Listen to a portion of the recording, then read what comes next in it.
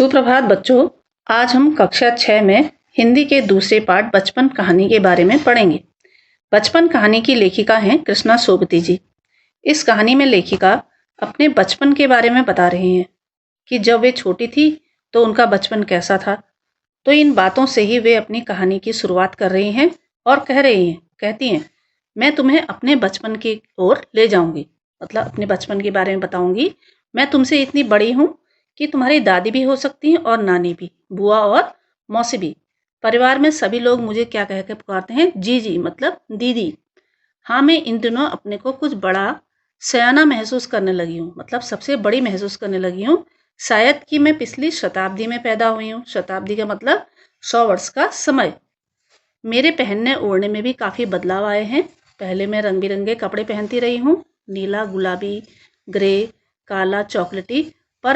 पर अब मन कुछ ऐसा करता है कि सफ़ेद पहनो। मतलब लेखिका कहती है कि पहले की तरह मुझे चटक रंग पहनने का मन नहीं करता। मैंने पिछले दशकों में तरह तरह की पोशाकें पहनी हुई हैं, मतलब कपड़े। पहले फ्रॉक, फिर निक्कर वॉकर, स्कर्ट, लहंगे, गरारे और अब चूड़ीदार और घेरदार कुर्ते। बचपन के कुछ फ्रॉक तो मुझे अब तक याद हैं। लेखिका इस पैराग्राफ में यही बताना चाहती हैं कि उन्होंने बचपन में कैसे कैसे रंग बिरंगे कपड़े पहने। हल्की नीली पीली धाड़ी वाला फ्रॉक, गोल कॉलर और बाजू पर भी गोल कफ। एक हल्के गुलाबी रंग का बारीक चुन्नटों वाला घेरदार फ्रॉक, नीचे गुलाबी रंग की फ्रिल। उन दिनों फ्रॉक के ऊपर जेब में रुमाल और बालों में इतराते रंग बिरंगे रिबन का भी चलन था। लेमन कलर का बड़े प्लेटों वाला गर्म फ्रॉक जिसके नीचे फाटा की थी। 2 ट्यूनिक भी याद हैं लेखिका को। ट्यूनिक मतलब होता है ढीली ढाली पोशाक जो उन दिनों पहनी जाती थी। एक चॉकलेट रंग का और उसके अंदर की कोटी प्याजी, दूसरा ग्रे और उसके साथ सफ़ेद कोटी। ये क्या है, फ्रॉकों के बारे में वे बता रही हैं। मुझे अपने मोजे मतलब जुराब की भी याद है कि वे कैसे जुराब पहनती थी। लंबे स्टॉकिंग मतलब लंबे मोजे। बचपन में फिर वे बताती हैं कि मुझे अपने मोजे क्या करने पड़ते थे, धोने पड़ते थे। वह नौकर या नौकरानी को नहीं दिए जा सकते थे, इसकी सख्त मनाही थी। मतलब वे अपना काम खुद करती थी। हम बच्चे जो करते थे, इतवार को सुबह का समय जो है इसी में लगाते थे। धो लेने के बाद अपने अपने जूते पॉलिश करते थे। जब जूते कपड़े या ब्रश से रगड़ते तो पॉलिश की चमक उभरने लगती और उसमें जूतों में क्या हो जाती, चमक आ जाती।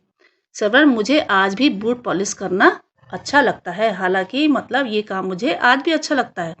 अब नई नई किस्म के शू आ चुके हैं। शू मतलब जूते कहना होगा। ये पहले से कहीं ज़्यादा आरामदेह हैं। हमें जब नए जूते मिलते थे तो उनके साथ छालों का इलाज भी क्या हो जाता था, शुरू हो जाता था। कभी लंबी सैर पर निकलते अपने पास रुई रखते।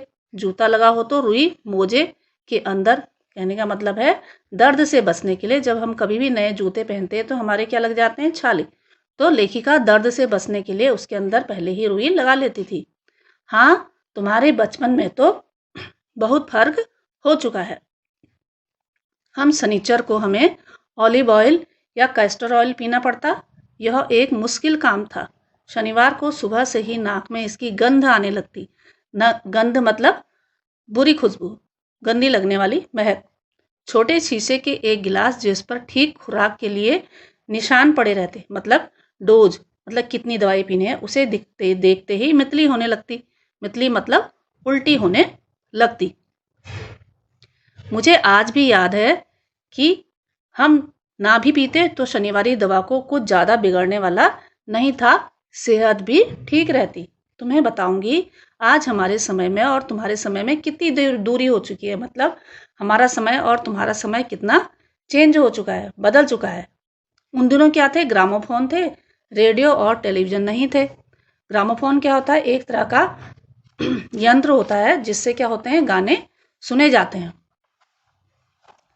हमारे बचपन की कुल्फी क्या हो गई है, आइसक्रीम हो गई है। ठीक है, पहले कुल्फी खाई जाती थी, आज क्या खाई जाती है, आइसक्रीम खाई जाती है। कचौड़ी, समोसा पेटीज में बदल गया है। आजकल पेटीज ज़्यादा पसंद करते हैं।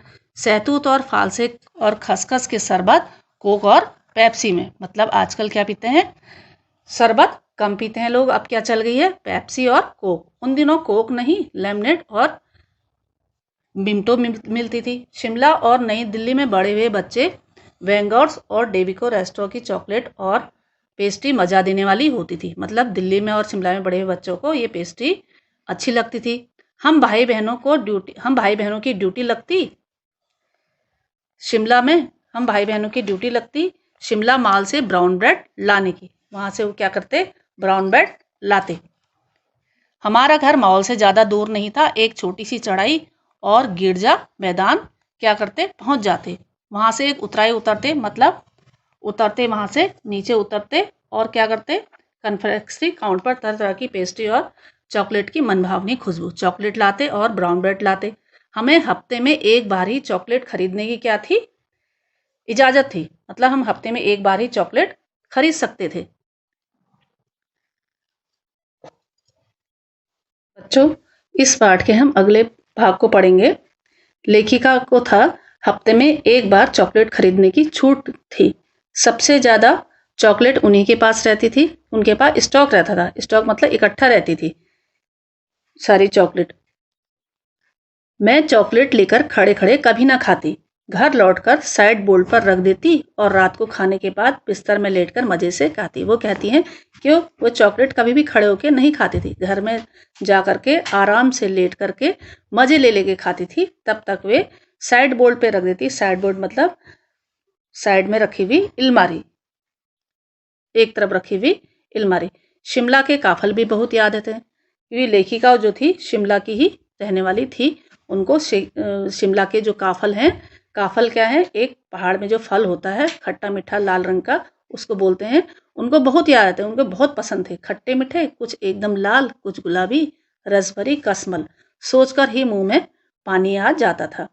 चेस्टनट एक और गजब की चीज, आग पर भुने जाते और फिर छिलका उतार के मुंह में, मतलब उनको छिलका उतार करके खाया जाता था।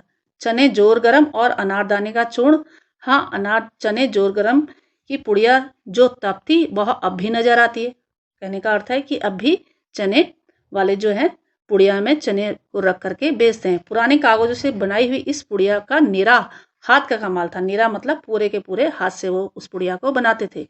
नीचे तिरछी लपेट है, ऊपर से इतनी चौड़ी कि चने आसानी से हथेली में पहुंच जाए।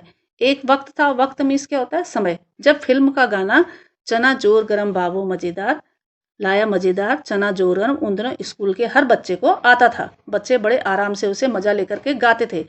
कुछ बच्चे पुड़िया पर तेज मसाला बुरुकवाते, बुरुकवाते मतलब छिड़कवाते। पूरा गिरजा मैदान घूमने तक यह पुड़िया चलती, मतलब घूमते हुए बड़े मजे में चने खाते थे और मुंह में डालते थे और गाना भी गुनगुनाते थे।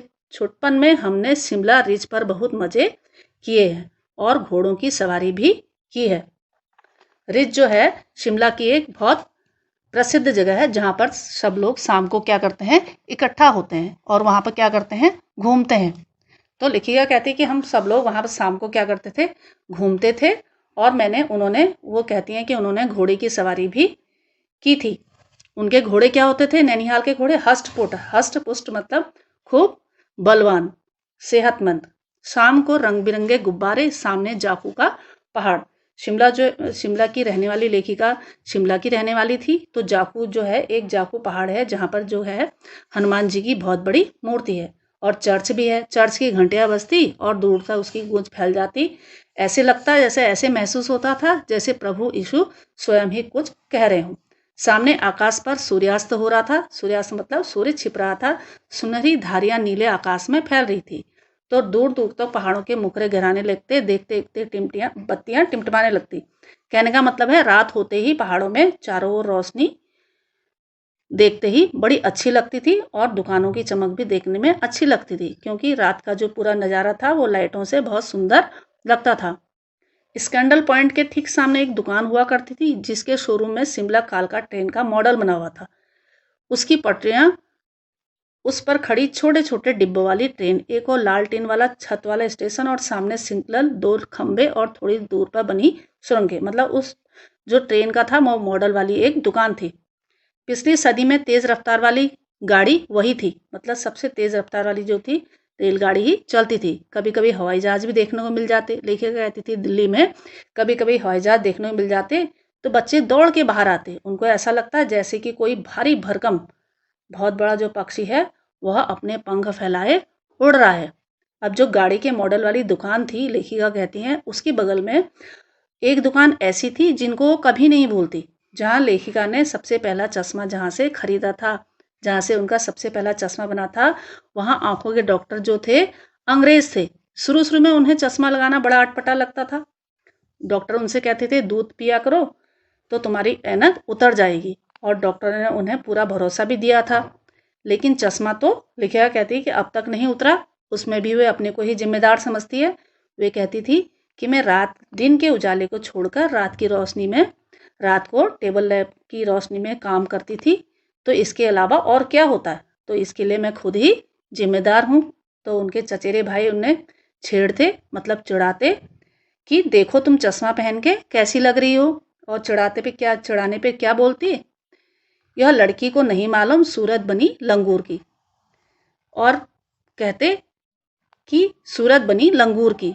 वो चिढ़ जाती कि मुझ पे ये ऐसा क्यों बोल रहे हैं, लेकिन उनको कविता अच्छी लगती।